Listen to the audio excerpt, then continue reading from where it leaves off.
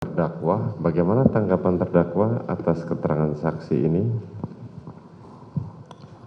Saya tidak memiliki tanggapan yang mulia. Ya. Mohon izin. Saya hanya ingin mengucapkan terima kasih kepada Bapak Albert Aris. Terima kasih banyak karena sudah hadir dan memberikan kesaksian di dalam persidangan ini. Semoga Tuhan membalas berkat kepada Bapak dan keluarga. Terima kasih yang mulia, cukup. Terima kasih. Baik, terima kasih atas kehadiran saksi dan telah memberikan keterangan di sini. Mau menyerahkan? Oke. Silakan, silakan. Oke, terima kasih. Ya, terima kasih. Ini rancangan KUHP yang diserahkan. Jadi saudara jaksa penuntut umum juga meminta itu. KUHP yang baru. Ya. Baik, terima kasih saksi atas kehadirannya. Saudara boleh meninggalkan ruang sidang.